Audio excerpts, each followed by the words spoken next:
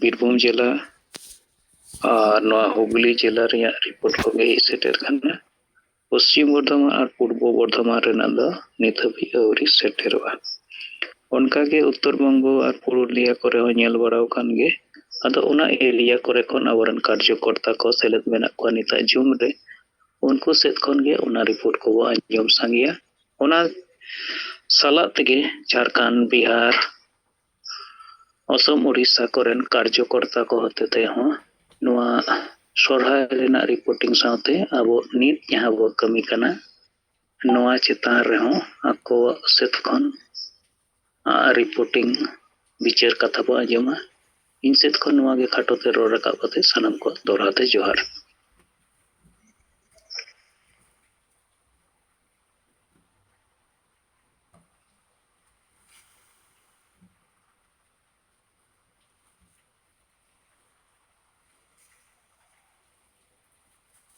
भैया को Ali mitten report मिटे एप सना लिया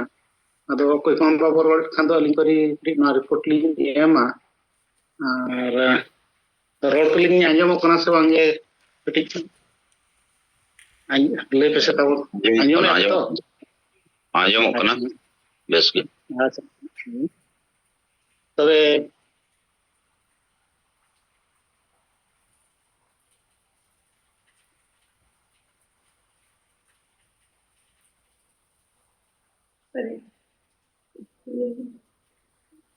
इन नंद कुमार मर्डी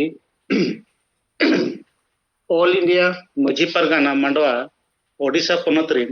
जर्नल हेड लेकाते बरियलिंग गोका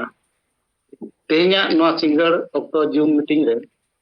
जोड़ा रे मना किन परसिदित करिया जीत बंगा मानसाल खान मुर्मू मैडम सुमित्रा मुर्मू ताऊ एआई पोनत ताऊते नेपाल भूटान बांग्लादेश त्रिपुरा अरुणाचल प्रदेश करे खन जोड़ा मेना को सेंगल बीर को सिपाही बुद्धिजीवी और सेंगल कमिया को मुठ को जतोगे इन पाटा सेन खन गुणमान कहा तेन इन्या रिपोर्ट दो सेन एम जुलाई मासो 27/7/2025 हिलो केउंझर जिला घोसीपुरा सेंगल मीटिंग रे केंदुझर सदर थाना रेयान पंडरापुसी अतुरिन मान बेणुधर माझी बांगमा हेम्ब्रम तिकिन आबो सेंगल परिवार रेबन समिल बांगमाबो नेसालेत किना बेणु बाबू तिकिन दो आको अतु टोला रे मिद बार होड़ा एक छत्रवादी शासन इदी काते तिना गान कमी हरा करे दकिन विरोध इदी काते उनकुआ नजर रकिन हेज लेना 2018 शर्मा पंचायत इलेक्शन रे बेणुधर बहुत किन हो अतुरिन होड़ को साव गालमाराव काते वार्ड मेंबर लगत किन तिंगु येना अतु रे एक छत्रवादी पाटा खन हो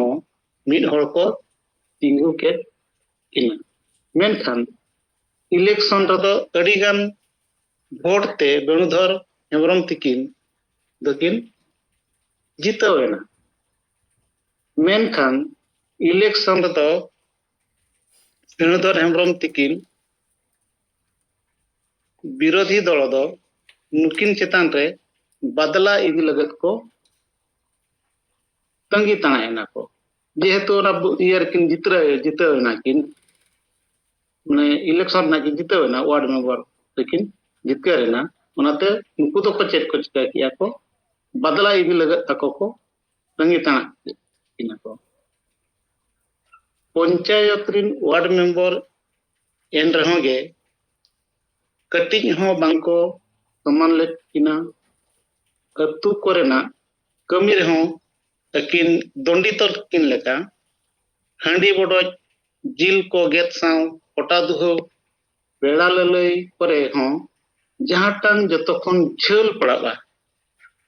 ओना करे को भेजा किना जेहेतु अकिन दो मिट पंचायत रिन वार्ड मेंबर कना किन अतु कोरेना डेवलपमेंट कमी हो साव पंचायत कोरेना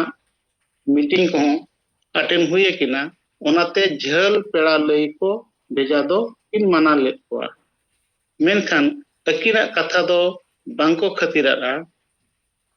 अंजम कते हो बांग अंजम कते लेका को तहायना बेणुधर हेम्ब्रम रिन बाबा तिकिन हो नुई लेका गे किन भुंजेव अगु का ओना तायम अकिन हो ओना भुंजेवते हुई अकिन कन गे आजे वार्ड मेंबर अकान इदी कते अतु कोरेना डेवलपमेंट कमी इंदिरा आवास शौचालय वार्धक्य होता एम ओचो को लगत किन छुटो लेन गे विरोधी पार्टी को ओनारे बाको समर्थन लाकिना आर को विरोध रोड किया नोआ को आलोय करा दाड़े मान लेकाने गना को छुटो ना को आर तीना गन कमी तो कमी हम को कमी हचो दे को उनका चे शौचालय को लगत मिस्त्री को किन अगुला का उनको को मिस्त्री को लगा के को माने चेर हम को कमी हचो काना को नो टाइप रो को चक्रांत को छुटो ना को तबे रहो जे इलेक्ट्रिक लाइन दो किन अगुले किया अकिना वार्ड मेंबर पीरियड रे कोरोना महामारी हेजना उन ओक्तरे भारत सरकार तीन मास लॉकडाउन ए घोषणा किया उन ओक्तरे अको अतु क्लब ओड़ा रे 30-40 गोटांग गिदर 30 खन चको ओंडे को ओलो कना साव पुन मणे गोटांग माचेत माचेतनी हेज काते गिदर को पढ़ाव को ताहें ओल चिकीते मिद दिन दो बेणुधर हेम्ब्रम ए नेल केत कोय अतु करे कुली बड़ा केत कोय बांको बड़ाई या मेनते को मेता किना सरपंच सा नोआ विषय तेकिन गपाल मारा हुइना सरपंच क्लास बंद ओचो कम मेनते होय मेता दिया बेणुधर हेम्ब्रम तिकिन हो आर मिट बार होड़ा गोड़ो खोज गोड़ो किन खोजना थाना टंडी साव गालमराव कते मिटन चौकिया बेणु बाबू साव को भेजा के दिया चौकिया साव माचेत को किन मेतात को क्लास बंद लगे माचेत होनते ओकोय साव चय गपाल मरावेना 5-10 मिनट तायम कतुरिन नायके बाबा ईश्वर टुडू हेजना उनी नायके साव बुझा मोड़ा कते क्लास दो बंद किया आर नायके ईश्वर टुडू गे मेन किया नोआ कथा को दो चितान सेन बांगबो तेन ओचोआ नोआ रे जतो को हे सिकरेना इन हिलो दो पुणी परीक्षा ताहे कना इनलो तो पुणे उनका परीक्षा ना ताहे कना तको परीक्षा पेपर को दो तीना को ऑल बड़ाले आसे बांगा ओना दो बेणुधर हेम्ब्रम तकिन ये को एमा किना ओना परे खानगे नायके ईश्वर टुडू दो अतुरिन तीना गान हड़ को सा गालमराव भितरे रे लैयात कोय जे वार्ड मेंबर बेणुधर हेम्ब्रम दो गिदर ठेन खन परीक्षा खाताय रे इदी के कोआ नोआ को इदी कते अतुरे जतो को दुड़ुब कते दो बांको विचार आचार लेया मेनखान उन हिलो खनगे अतु करेना कमी करे दो बांको समिल ले दिया आर आंचा पचा को बांको कोय ले दिया जे बांको इदी ले आकिन ठेन खन दो तीना दिन तायम गे बांगमा तीना मासो करे बेणु किन नोआ कथाय बड़ाई केत खान अतुरे कुली बड़ा भितरे रे बांगले बड़ाया मेनते को मेता के नोडे खन गे बड़ायना जे नुई दो अतुरे सामाजिक बासंद लेका को बासंद केदिया नोआ कथा को सरपंच ए लय आदे खान उनी दोय जीपीओ संग गपाल माराव ए मेता दिया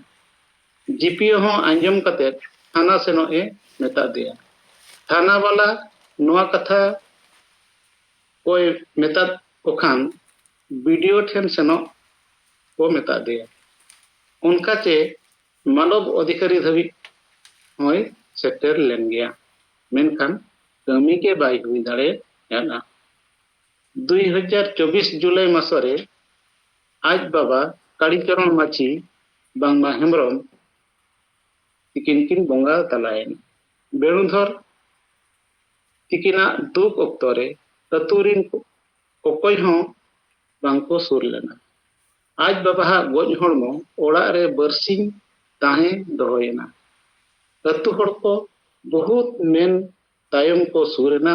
आर 50,000 टाका को डांडम केदेया तबे एनांग गोज हड़मो ओड़ा खन ओलोंगेना दोसार हिलो गे अतु हड़ को द्वारा गे तेल नहान हुएना जहां तीन रे भांडन ए मेन के भांडन बाबत ते आर 42,000 टाका को दाबी किया अतु हड़ा मतलब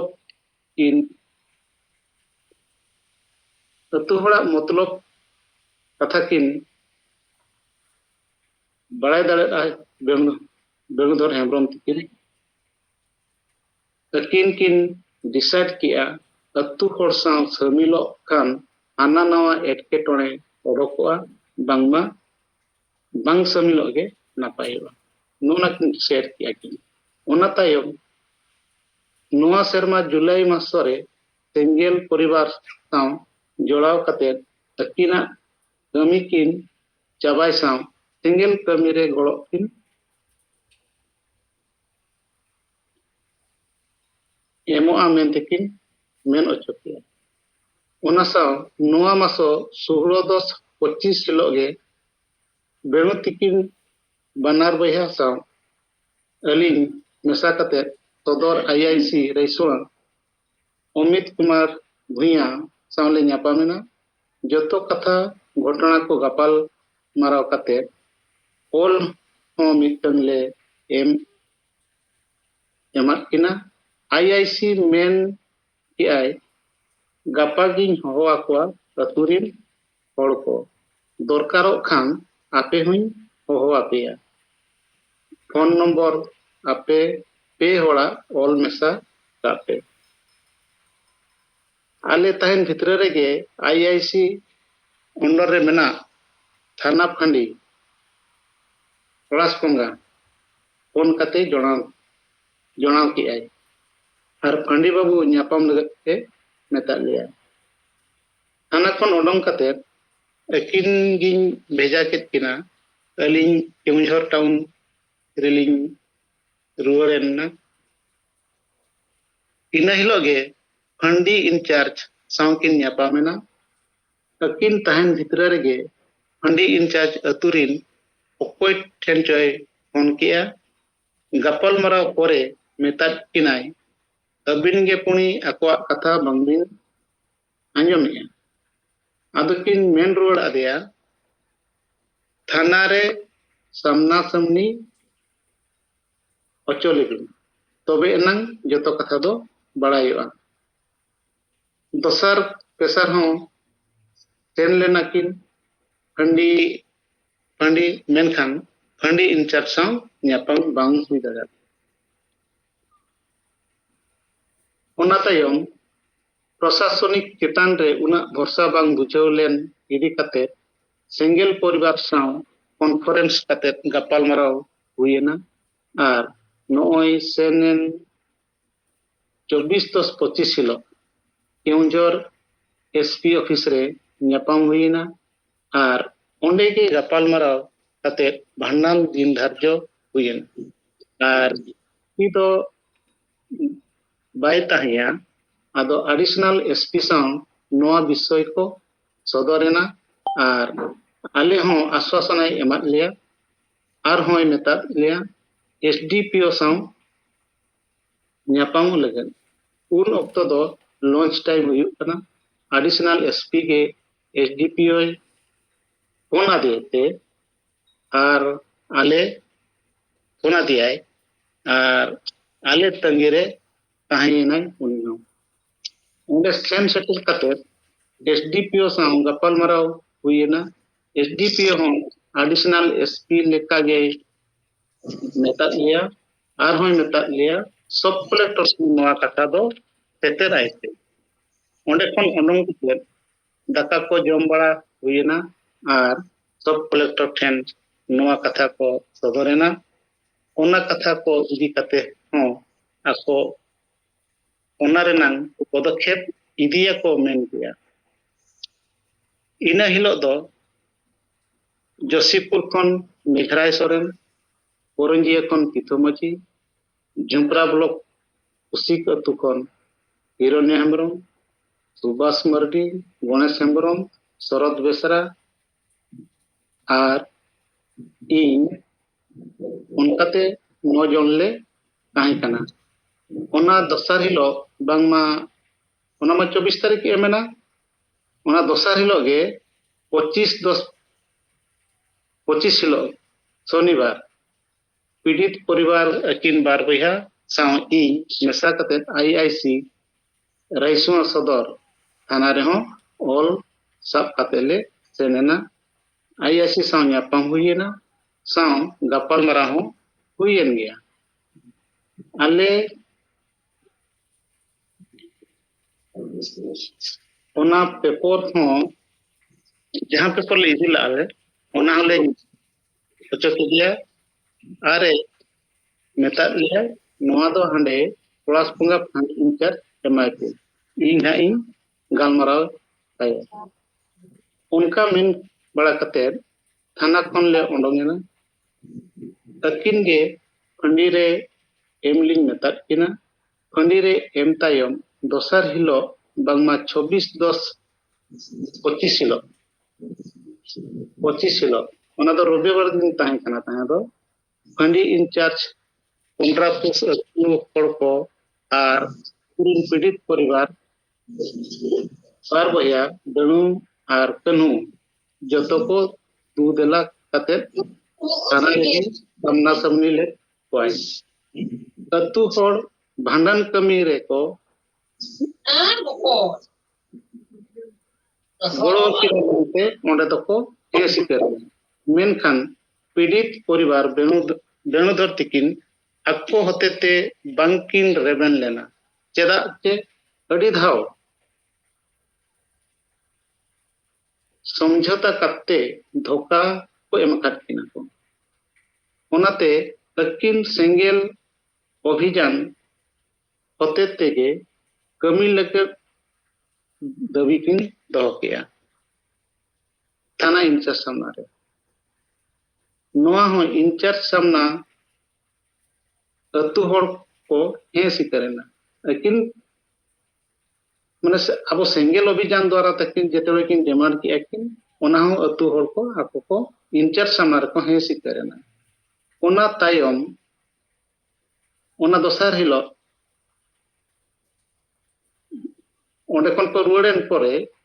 ओना दोसर हिलो चे चिका हकाना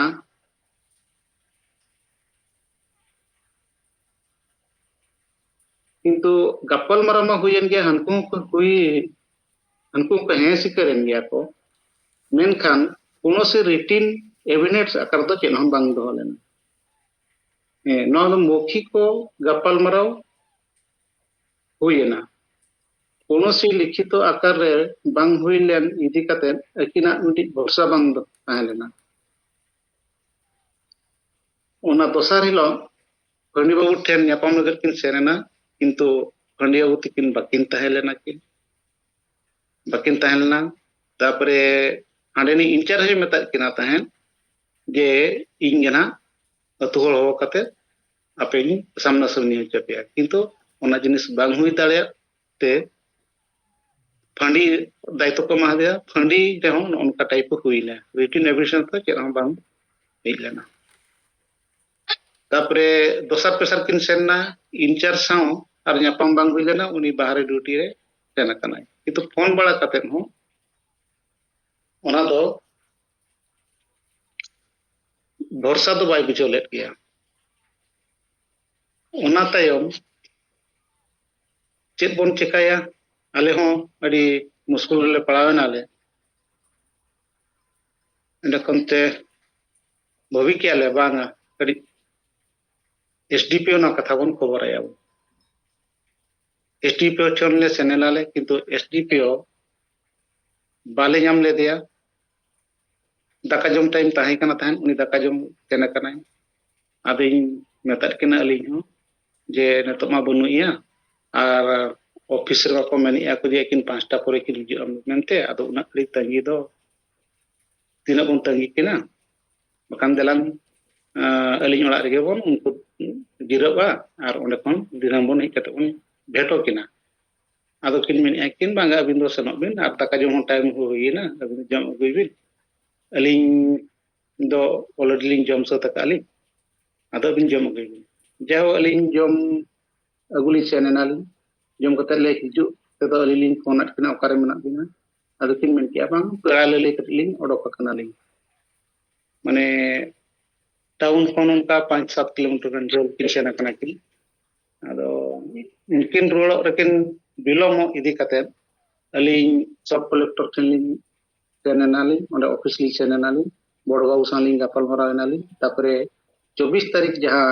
अब ऑल कते बन एमला अब पाटा सेन कोन ओना रे ओना विषय तेलिंग कुली के दिया बड़बाबू ओना नेल के आय नेल के परे आजे मेन के आय बांगा ऑलरेडी ग्रीवांस एमसो त कना आपे सुरक्षा लगे दो अच्छा अड़ी नापाय कथा अदो मिताय कना तबे रहंगे अलिन कति सब कलेक्टर साम नेपाम सना लिया अदो मिता लिया भेजा के लिया दो तबे ओना सीता चला ना ओना रूम रे ना मनाया सब कलेक्टर मनाया मिताय मता लिया को रखतलिन सेनेनाली परमिशनलिन कोई की आली जी कालिन जहां का में एक कमिश्नर लिन कर दिया हां असंतो मिन की आय उड़िया तेगे सेनेनालिन दुरुप के लिया और इन लोगा ओना रिपोर्ट जहां एमलेना ऑल कते ओना विषय लिन गालमराव की आली और ओना रे जेरेस कॉपी आलिन ते ताहे कना ओना लिन उदु आदियाली और मानंग जहां एमलेना ताहे दो अगस्त मास रे कॉपी ओना होली सब तरह लाली धान और मिटन मांगे एमलेना डकोते ना होली सा इदी तरह ला तार इन घड़ी नो कॉपी ले एमला आले नो उनका मिटन आले आदिवासी अतु दिसम रे उनका एटकेटोने चलु कना आदो नोआ लगन आपे निहाती सहायता एम के हुया पे और नो अनकन केस और मिटन हिज एकरा नो आदो 1 तारीख भांडानो दोवा कना केनो नोआ रे आपे पे सहयोग बिना दो ओना हो सक्सेसफुल दो बाई हुआ एंड कोनते ओना सतीदाह प्रथा को ओना कथा को लिन ले दियाली देखो इन जिको जे राजा राम मोहन राय जहां छुटो लेना किंतु बाय दाड़ियार और तायमते इंग्रेज को सहायता रे ओना सतीदाह प्रथा हो हटाव के ओना को लिन ले गपल मराव नाली आदो ओना जहां कॉपी लिन देखावा दिया ओना दो आइठने दो के और ओना कॉपी चितान रे चेक को चढ़ाई ऑल किया ना आदो मेता लिया जे नोआ प्रॉपर माने डिटेल्स इंक्वायरी लगत अलिन तहसीलदार तेनाली बेजाई आना को ननिया और अपेया जहां रंग 1 तारीख भंडान हुई कथा ओना दो बेस्ते हुईआ आले बेस्ते ले हुई चो लगले रूम पे आले ओना अनुसार आले कॉल ना ले नियोजित को नको जे जा हो अडी नपाय कथा हुईना नकोते ओंडे कोन गपाल मरा वाला कते अलिन ओडोकेना और लिंग फोन केना लिंग उनकिन ना पीड़ित परिवार ना बेणुधर तिकिन आदो उनकिन किन मिन किया बांगा नेतो ना ली रोल लगर और कड़ी तंगी भी आदि मितना इन तंगी अबिन तंगी तो बाय दरकार अबिन ओंडे पेड़ा को लई कते अबिन दो रुवाड़ बिन हां इंडे कते इन ओंडे सब कलेक्टर संग कपाल मरा कते जतो कथाइन ठौगो किया तबो नोआ लगे दो अलबिन परिसन और जहां लेका अब गोड़ो बन नाम रे कथा निहाती ना बन नामित गया और आपको ओंडेना फोन नंबर हो एसडीपीओ हो तापर ओंडे आईआईसी जहां रईस उनिया हो फोन नंबर को जतो दो होआ कान गया आदो ओना अनुसार के कलेक्टर हो साहस एम कते जहां ओंडे खन लिन ओडोकेनाली ओडोक भई केनाली ओना ऑफिस पर खन ओड़ा तलिन रुवाड़ेनाली हां तबे जेहेतु मिटन अलिन ना सदरनी मिटन ओना साथे जोनाल हेड लेका हिसाब ते जे जहां को नोआ सुर करे मना बना और जहां कोन सेटर दाड़े 1 तारीख नोडे केमुझर सदर केमुझर टाउन कोन 20 किलोमीटर झेल रे अकिन ना अतु 15 कुसी मेनते और जेहेतु 8टा कोन संध्या 7टा धबी भितरे कमी बन चाबाया मेनते उनका ऑल करे होना ऑल करना ये रे स्टॉक कलेक्टर ठन हो एसडीपीओ ठन हो तापरे एडिशनल एसपी ठन हो नोना को आदो ओना भितरे के अब कमी चाबा तो हिया बोना और अलिंग पाटा सेन कोन जेहेतु तुलसंगी रे जदी मेना बोना और जदी मन समय कान गया बोन इने खान दो इन हिलो जतो को बोन सेटरो मा और अकिना कमी भानन कमी हरा नापाय तो बोन पारम मेनते जतो ठेन अलिंगा नेहर गे हर थाहेना तबे आरो मटे कथा लिन मेना नेतो जहां लेका छुटो गाना ताबोन आरहों कटी धारा बन छुटो माने माने अल्प दिन भितरे गे अब जहां रिजल्ट नाम सनाय बना ओना पलन बन नामा मेनते अलिया आस ताहन कना आर कटी छुटो हुयो ना और नेतो तबन सेंगेल अभियान रे अब मटे फंड वीक लिन नेल आली नोना को ओकालका बन केटेजा नोआ विषय कते हम कटी बन उयर अचुर बाबन अब ओकालका अब फंड बन हरा हचया और प्रत्येक क्षेत्र रे गे अब जे जहां रे गे बन कमी बन मानांगी आबन ओना जगह रे पैसा को गे दरकार kana तेनो फंड ओकालका बन हराया मा तबे जतो को कटी बन उयर अचुर माबन और फंड बन हरायमा और जहां कमी हिजुआ ओना नपाय तबन पारममा नेतो ओकालका अबो पुरिन माने संताल सावता रोड को ताबन नेतो बाको बाबन एवेन दारे हकात कोआ उनको बन एवेन हचो कोआ और अबो सेंगेल अभियान रे बड़ो लगत बन बढ़े कोआ चेदा चे नोआ दो अबो सुमुंगा दो बांग काना नोआ दो समाज काना तेनो समाज कमी रे चेदा बाको बढ़े और जहां तना तबन नीति मेना और नीति जिनिस जहां तबन मेना हासा भाषा जेते दर इज्जत आबादी रोजगार चासबास नोआ रे तो कोई हम बाको जहां तबन मेना ना तो कोई हम बाको कसाव दाड़ेया कि बांग मेन तो बाको मेन दाड़ेया तबे सेंगेल बया को मिसी को तेना जहां रिपोर्ट एम रे कथा एमके आलिंग ना तबे इन गे लिंग कथा लिंग तकुमी आलिंग मुचाद रे जतो कोगे जहार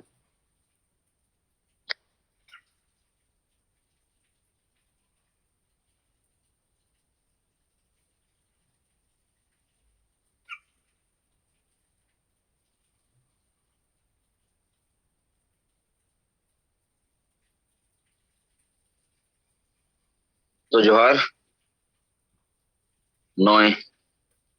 अब उड़ीसा को रिपोर्ट वो आंजम किया तो अड़ी रिपोर्ट को आंजम बड़ा करते जे सारी अब रिन हर दो अड़ी कोचलोन रे मेना को मेनखान अब नितो दो अडिगान जिनिस रिटर्न रे कमी हुई बना तबे नंग प्रशासनिक गड़ो तेगे अब और बन उपकर दड़िया को और उनका लेका तेगे अब समाज रे कमी होरा अब मांग से को इदी तड़े तो अड़ी सरहाव तो नितो अलिया रिपोर्ट ली लिया तो तेहन नवा सिंगड़ जुम रे सेलेट अकान अब परसी जितकरिया दिसम गम के भारत दिसम रे आदिवासी को जीत होगा सला मैडम सुमित्रा मुर्मू साउते एआई राजरिन सनम सेंगल रिन नेता और कार्यकर्ता को अलिंगे सुरराम सोरेन सेंगल दिसम परगना से खन आपे सनम को गुण मनाओ सरहाव और जोहार तो रिपोर्ट दो नोआ कना जहां परिवार अब नॉय चलावेन रविवार अब नॉ सिंगल परिवार बो तलेलेट को डुमुरिया रिनी फागु हेमरम सला जितरे हेमरम तो तेहन उनी फागु हेमरम अतु सेरालडी जहां 55,000 टका को डांडोम ले दिया टका हो एमत को तहन मेनखान एन हो उनी अतु समाज खोन बहिष्कार परिवार रेगे लेकाते मेनाया आदो उनिया रिपोर्ट लेकाते उना डुमुरिया एरिया रे हिजुकान सप्ताह माने नय मिड सप्ताह भितिरते कारण उनको तेहेन इरेल गोटांग परिवार सला गलमराव हुई कना जहां दो बेगार बेगार आतु खन को सामाजिक बहिष्कार होचो कना उनको हो सेंगल रेको सेलेद अमेनते ओना कथाय बड़ाई होचो अकादी अदो नोआ आदिवासी सेंगल अभियान नितो जहां कमी होरा चलाक कान जे नोआ संविधान कानून मानव अधिकार और जनतंत्र लागू होचो रिया आबोरिन मारे उयहर मारे डहार रिन माझी खनठेन अतु ओड़ा खन कोन सामाजिक बहिष्कार होचो आकान ओनकान परिवार लगित दो तेहेन अबो अबो दिसम गोमके जीत बोंगा आयुरते जहां कमी होरा गोटा भारत चलाक कान ना दो अडी मिटन विपरीत परिस्थिति रहो अबो कमिया कारण दो अबो सला संविधान कानून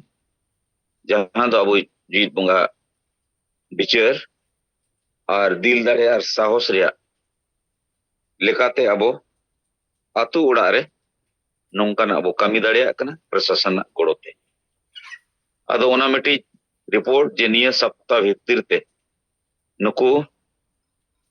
8 परिवार हो सिंगल परिवार को शामिल हुआ कथा एम कना बाकी आरो लगभग 100 गान परिवार उंडे दो आतु पिछि लेकागे मेना कोआ और नोआ तलारे जेमन जहां फागु हेमरम कना नुई दो रिटायर्ड मास्टर कना और तेहेन आर मिटी रिटायर्ड मास्टर जहां ओना सुर आतु रनिक कन गे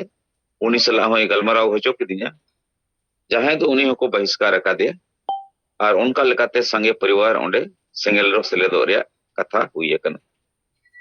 और नोय गापा मियांग 2 तारीख ओडाम नोआ तिलिडी रेगे अबोरिन सेंगेर परिवार सला ओंडे मिटन अबोरिन जहां तिना गे उना एरिया रे को समी लकान सिंगल परिवार रे उनको को अब नोआ बोडाम ब्लॉक सेट खन उनको को सरहाव को रिया कमी होरा सपड़ाव कना ओना दो 2 तारीख 10 बजे और तेसर रिपोर्ट लेकाते दो इने ओय लुगुबुरु घंटाबाड़ी धोरमगाड़ रिया कथा नोआरे खबर दो नोआगे ᱧᱟᱢᱚᱜ कना जे नोय मिक्सेट सरकारी कार्यक्रम और मिक्सेट नुकु लुगुबुरु घंटाबाड़ी रिन संगठन रिन हड़ को नोआ तलार दो मिल लेका मेन गनोआ सरकार रिन दलाल लेका और सरकार मानेगे जेएमएम रिन दलाल लेका को सजावा कना आबोरिन जहां रे इंटरनेशनल सरना धर्म सम्मेलन को होया मेनखान मेन गानोआ नितो धरी दो जे नोआ पटाबिंद पता लेका सेता और सुक्री लेका गे संगे होड़ दो को जावरा कना मेनखान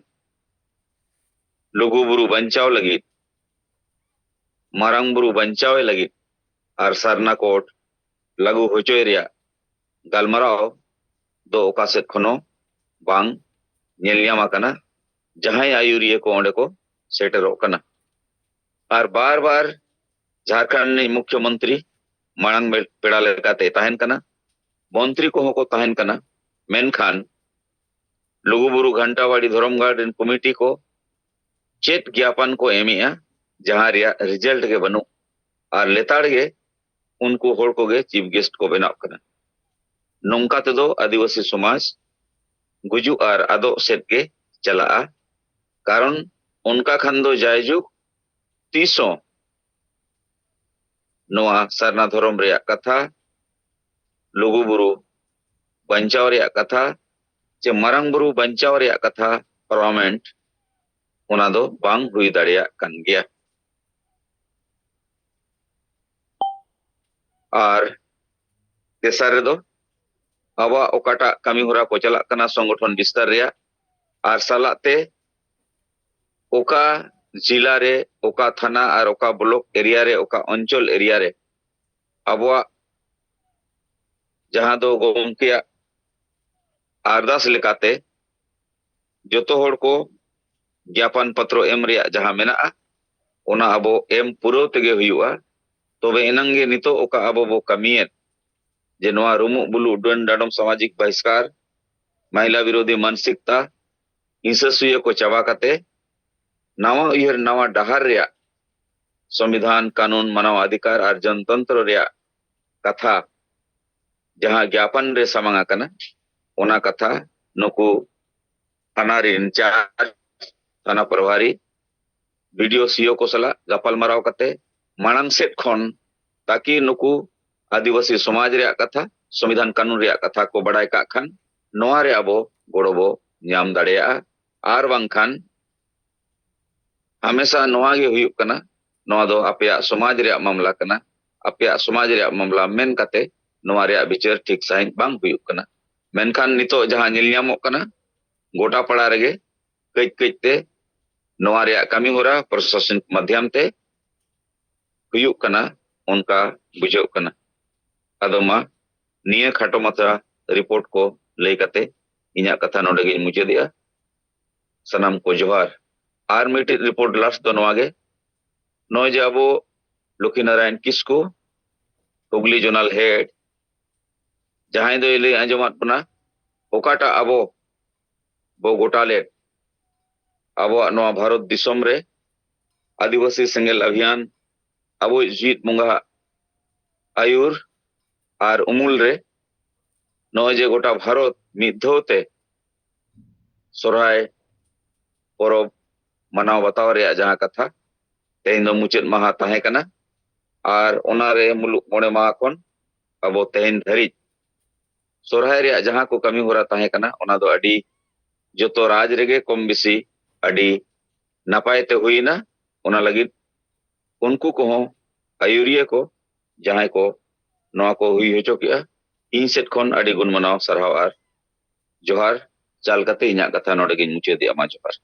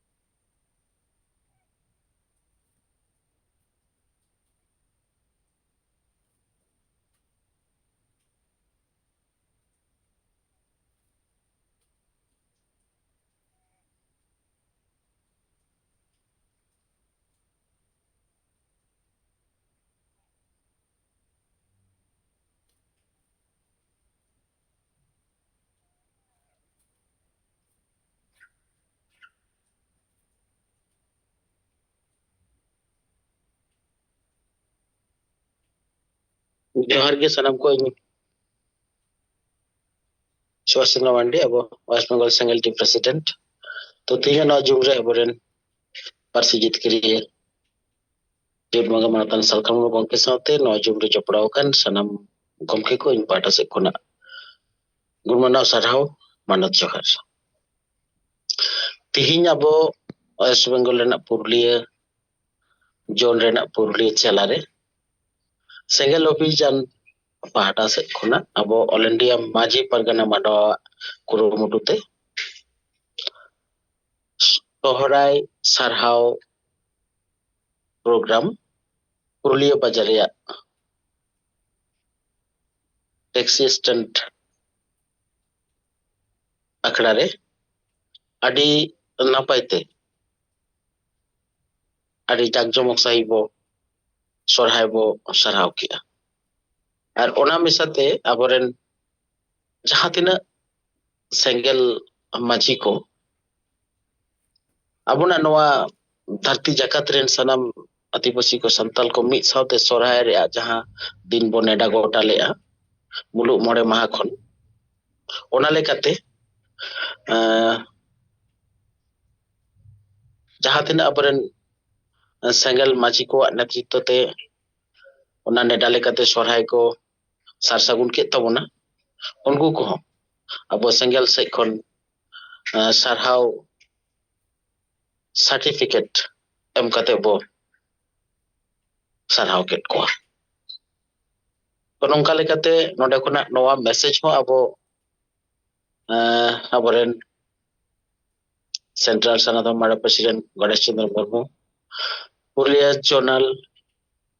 सेंगेल परगना मनोरंजन हस्ता साथे अब वेस्ट बेंगल छात्र जो प्रेसिडेंट सुनील हस्ता और हो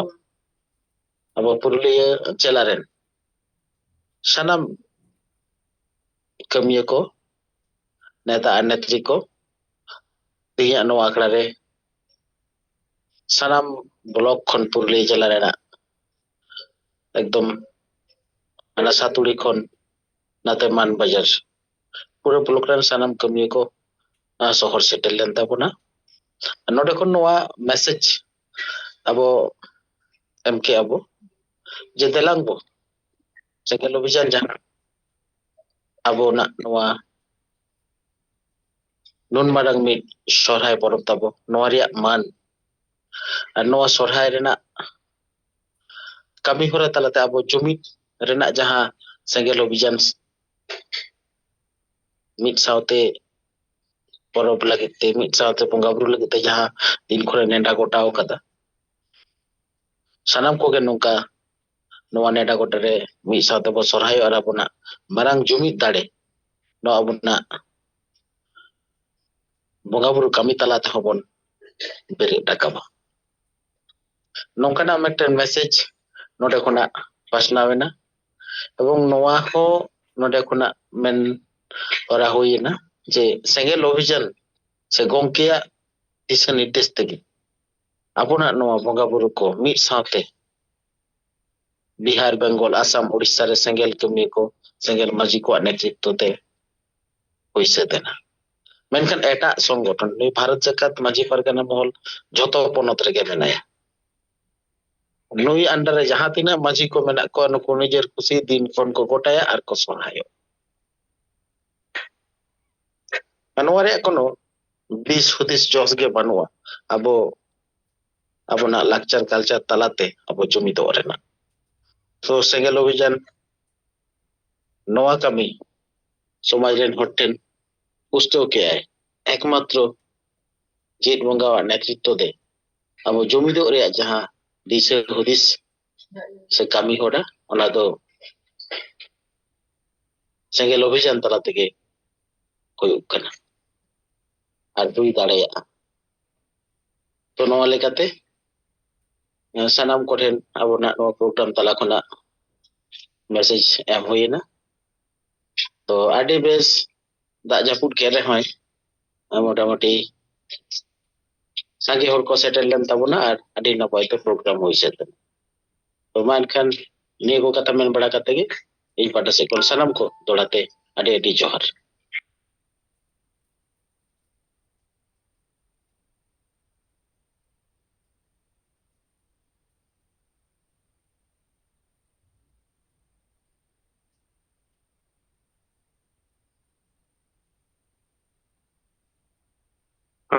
के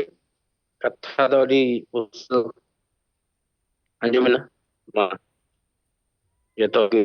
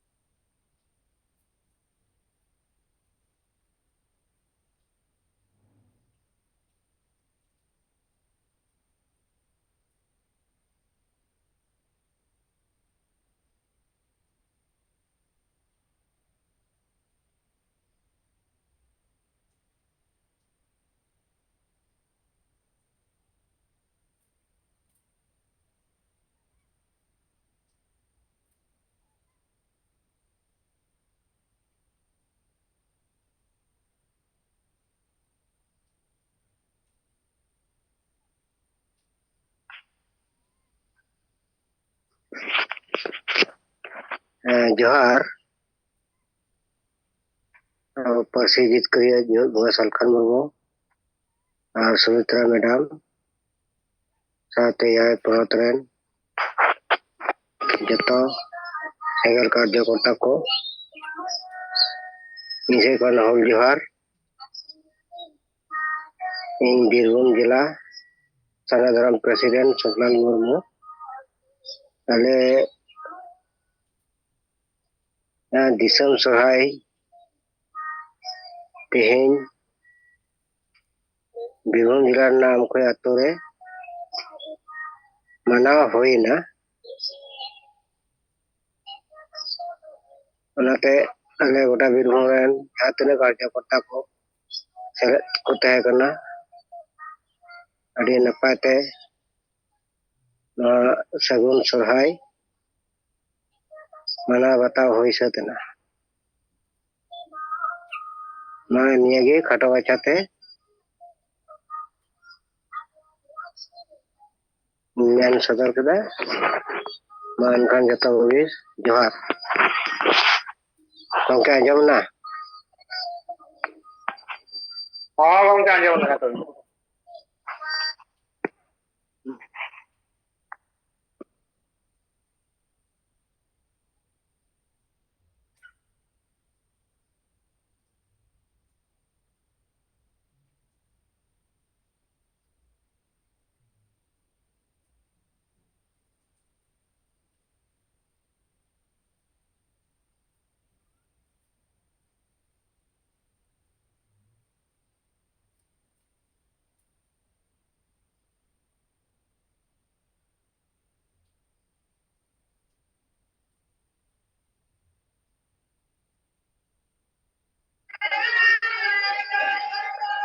जुमिद बखर लगी जहां को सपरा मेना बन खान जुमिद बखर बो रो रकामा और बांखान तेहिया सिंगर जम रेना समय दो होई सत कान गया गमके तकिन जोमकिन मुचाद का अच्छा जहां को सपरा मेना बो खान नवा जुमिद बखर बो रो रकामा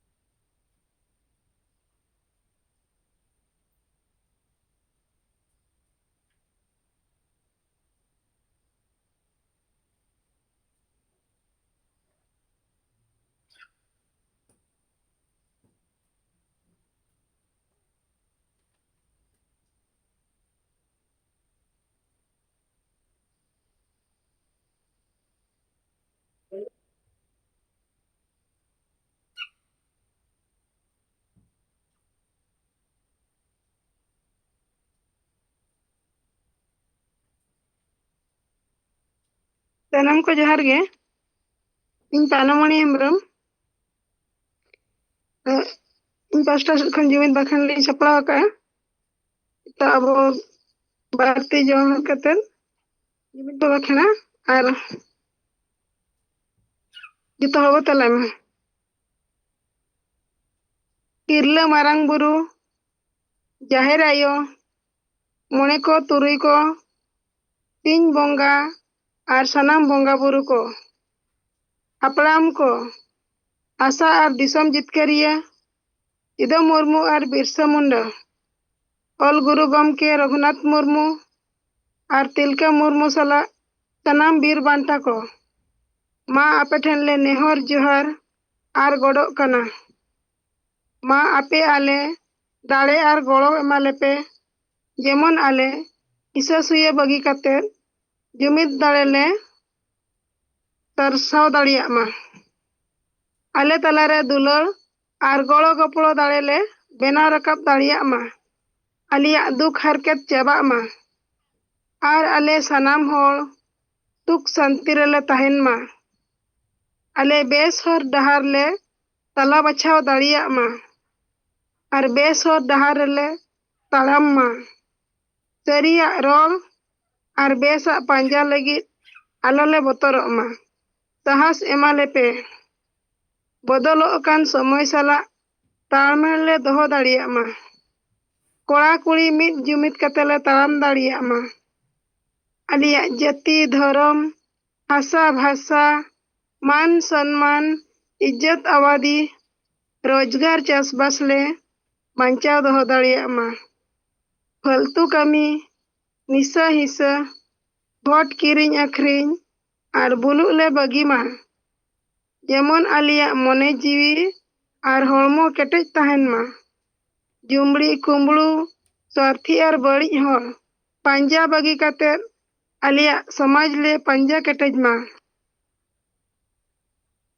बोंगा बुरु को मा आले सलाते आले रिन मजी पारगना आर नायके को हो दाड़े आर गोड़ो एमा को पे जेमन नोआ बांचाव कमी रे को गोड़ो मा दिसम गमके सलखान मुर्मु आयुरते सांताड़ी परसी ले जितकर किया एमाय पे केटेज दाड़े गोड़ो आर बुद्धि जेमन आजा आयुरते सारना धर्म आर दिसम लागे ले जितकर दाड़िया मा बोंगा बुरु को मा सनाम दारे बुरु जीव जंतु चेणे चिपरुज आर एटा मानवा को हो आशीर्वाद एमा को पे जेमन आको हो सुख शांति रे को तहन मा जोहार नितो दो क्रिया हताव शपथ ग्रहण आबो मा बोंगा बुरु को आपे सखी सभा काते इन आर आले क्रिया ले हताव जे आलिया जाति धर्म हासा भाषा इज्जत आबादी रोजगार चासबास एमान बांचा लगी इन आर आले तन मन धन ते गड़ो ले एमोआ आपे आले आशीर्वाद एमा लेपे जेमन आले लागे ले जुमिदो मा आर ले जितकरो मा जोहार